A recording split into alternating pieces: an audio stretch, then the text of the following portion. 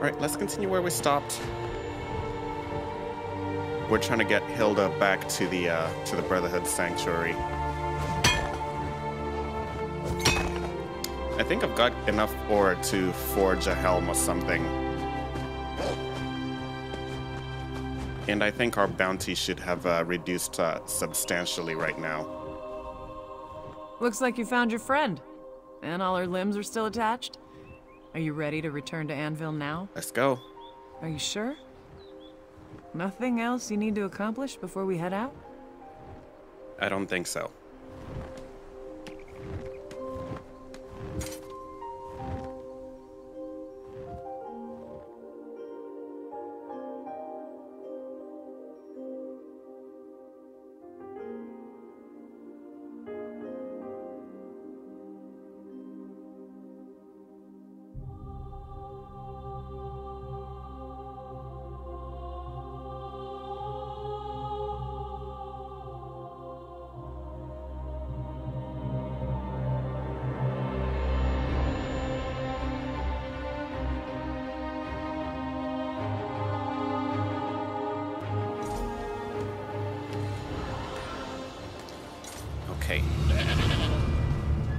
We need to hide because we're still wanted by the law for 508 gold. Thank you for saying such kind things to Hilda. I know she's taken your words to heart. You did good, Initiate. I'm glad you're one of us now. Alright, you need to make sure Hildgard gets to the sanctuary safely. I know.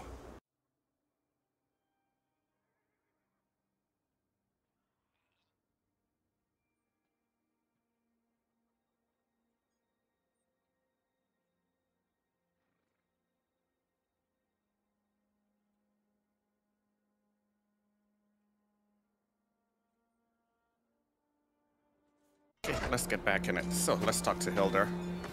But she's hanging really close to the guards. Now that it is all over, I feel like a fool for listening to the chanter. You might have to pay him a visit one of these nights, and even the score. I'll handle the chanter. You tell me where I can find him. You do that? For me? Thank you. Chanter Nemes tends to the Akatar shrine in the Chapel of Debella. He spends a lot of time in the chapel office. Then he isn't lying to foolish young women.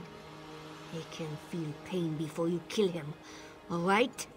Alright, I'll take care of him. Alright, so we need to kill the chanter. But where would he be located? In the chapel, of course.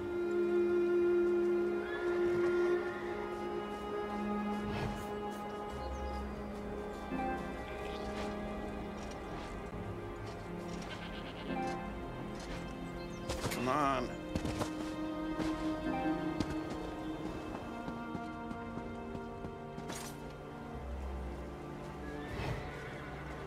All right, let's head there. One quick second.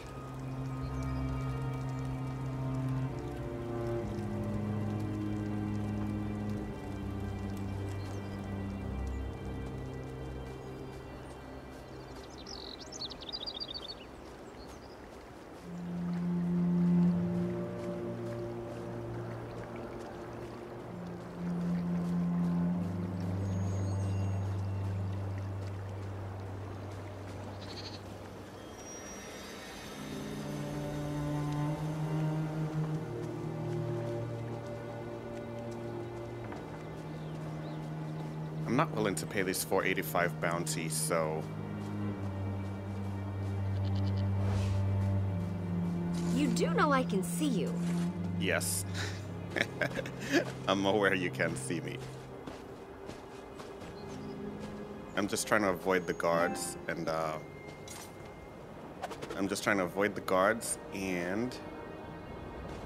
take care of this chanter. Take pride in your work, I always say.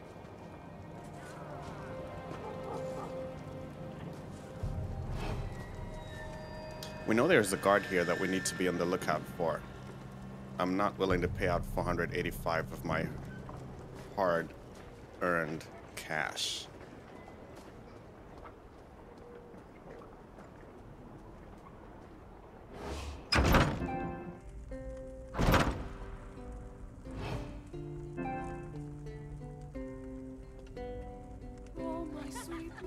Okay. Through storm and shine, cross land or sea, I run to her and together we sway as we kiss, sway as we kiss. What a nice song. But we're here on some serious business.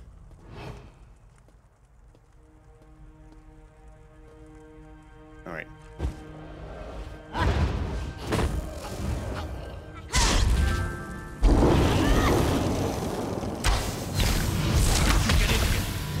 Akatosh, protect me!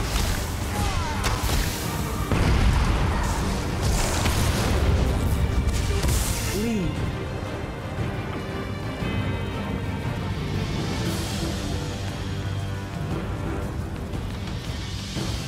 Okay. Akatosh cannot protect you now. You're dead. Let's see. Pirate Queen of the Gold Coast by Midar Salviticus. Now. Let's see. The Gold Coast has undergone some radical changes since Baron Aquilarus led his rebellion against the Longhouse Emperor, Leovic, in 2E576. First, the region's inhabitants banded together to build Varen's Wall, as discussed in greater detail in my treatise of the same name. The protective boundary basically separated the Gold Coast from the Colovian Highlands and served to keep the area safe from Imperial retaliation and other external threats. Second, the region took advantage of the rebellion to declare its independence from Cyrodiil. These two... Okay, you know what? That's enough, woman.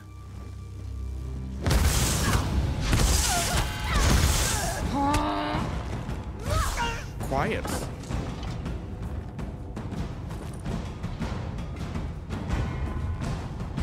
We're trying to read here. Okay, these two events established the Gold Coast as an isolated haven from the troubles that plagued the rest of the continent, but not without setting up challenges of a different sort. In 2E577, just as the last stones were being placed to complete Varen's Wall, and the Imperial's navy was away dealing with a rebellion taking place to the north and east, a fleet of merchants, warships, and pirate vessels sailed into Anvil Harbor.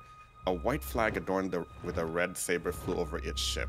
Led by Fortunata Abdogol, a shipping magnate in the Gold Coast Trading Company, the fleet took control of the docks and disembarked a company of sailors and pirate warriors that quickly overpowered the remaining troops loyal to the Imperial Prefect. In less than a day, Fortunata had taken control of Anvil, named herself provincial governor, and declared that the Gold Coast was now a free and independent state, from the Abyssian Sea to Varen's Wall. The self-proclaimed provincial governor, better known as the Pirate Queen to friends and enemies alike, used her connections as a high-ranking merchant lord of the Gold Coast Trading Company to build her base of power. She promised the pirates a safe haven and a share of the wealth pouring through the region in exchange for their backing and support. The pirates, along with the merchant marines that had always been more loyal to Fortunata than to the company that employed them, gave the Pirate Queen the weapons she needed to take and maintain control of Anvil and the surrounding countryside. In many ways, the truth is almost more believable than the risk and outlandish adventure tales now appearing as broadsheets on the streets of Anvil. These bawdy stories follow the exploits of the barely fictitious pirate empress Thusa Ap Lugud, and they become quite popular. The actual Pirate Queen tolerates the tales, if not actively encouraging their publication on a regular basis. Now the blood-red sabers on the fields of white fly above the Castle Anvil and the Anvil Lighthouse, and the Pirate Queen has turned Anvil into a free city. No military vessels from any alliance are allowed to approach the Anvil docks. Instead, merchant ships from across Tamriel fill the wharfs, happy to buy and sell cargo at bargain prices. Even the once proud and influential Gold Coast Trading Company has acquiesced to the Pirate Queen's demands, deciding that profit is more important than arguing over respectability and who's in charge. In effect, the company does what the Pirate Queen tells it to. It doesn't take a prophet to predict that the Pirate Queen has her sights set on Anvil's neighbor to the northeast, Kavach. She has said as much in her much-publicized Declaration of Independence. With more and more pirates and buccaneers rallying to her flag every day, and with gold flowing from the frightened nobles as protection money disguised as taxes, it is clear to see that Fortunata will soon have the resources to deal with Count Corollas and even Primate Antorius. It's just a matter of time, and the Pirate Queen has demonstrated over and over again that she can be very patient when it comes to letting her plans develop.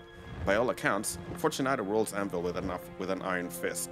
The Red Sails pirates serve as her private army, raiding, rampaging, and performing the duties of enforcers whenever and wherever she directs them.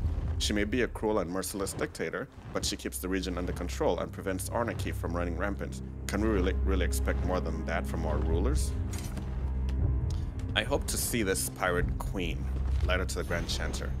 Your Excellence, the Grand Chanter, I must ask again, when can I be reassigned to the Kvatch Cathedral?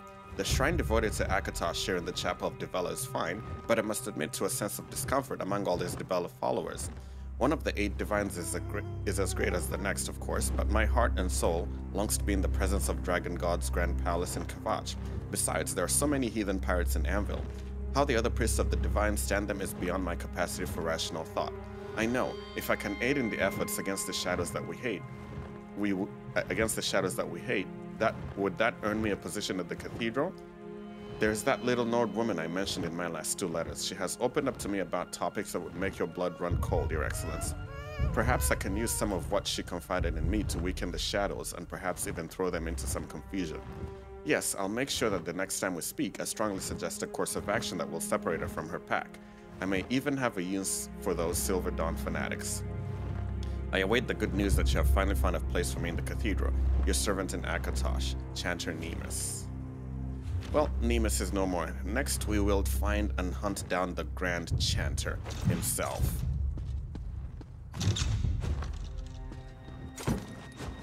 Club insignia, all these things that we're just gonna sell them. All right, now let's head out and escape. We have quite a hefty bounty on our heads.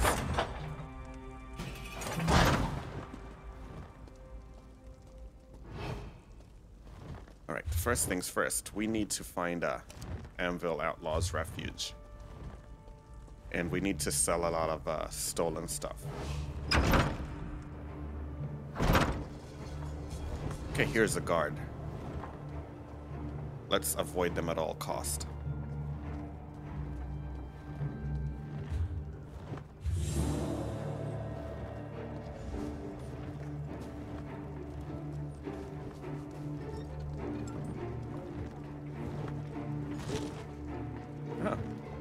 Interesting.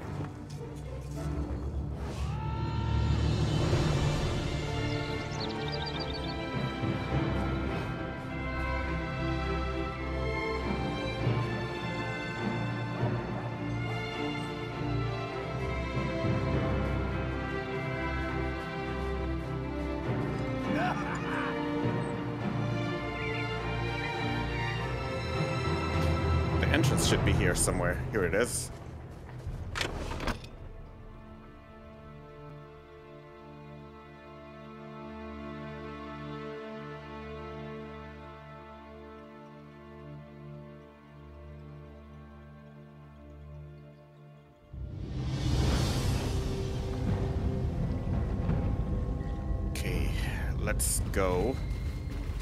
Let's go sell all the stolen items that we're holding.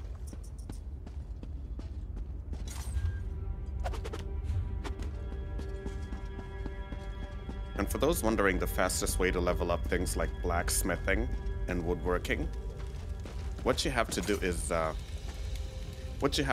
steal stuff, but do not deconstruct it. If you deconstruct stolen items, you're gonna get, what's this? No. If you deconstruct stolen items, we need to get a higher level recipe than this. If you deconstruct stolen items, you're gonna get so little experience from doing that, it's gonna take you forever to level up. So what you wanna do is, after you steal items, what you wanna do is find an Outlaw's Refuge like one here. What junk have you brought me? Doesn't seem like you have an eye for quality. You want to look for this sign on the maps, always. In any town that you go to, you want to look for this sign on the map. All major cities have these. So any items that you've stolen, if you've been stealing swords or staves or anything to level up your woodworking or blacksmithing or clothing, everything that you've stolen, do not deconstruct it. You'll be dead with it. What you need to do is come here to this fence, and then don't sell it either. What you do is launder it. When you launder it, it's no longer classified as stolen. Therefore, when you deconstruct it, you'll get about 5 times more experience. So, for example, If you try to deconstruct something like a sword that's stolen, you'll probably get like maybe 500 XP. But if you launder it first, you'll end up getting maybe about 5,000 XP when you deconstruct it after. But first, let's sell all these items.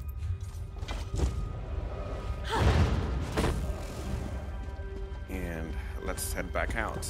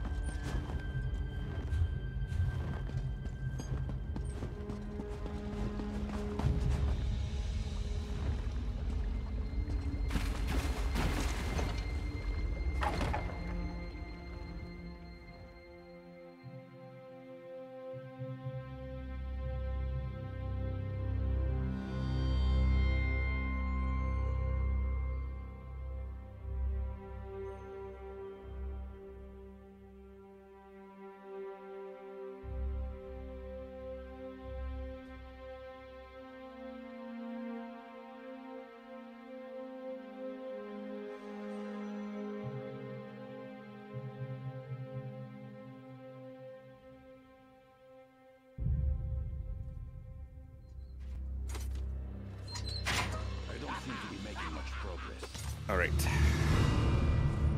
we're now back out here. I'm gonna end this episode here because there's a couple of things we need to take care of. It's gonna be a shorter one than usual, but we'll be right back with more Elder Scrolls Online. We'll be seeing you soon.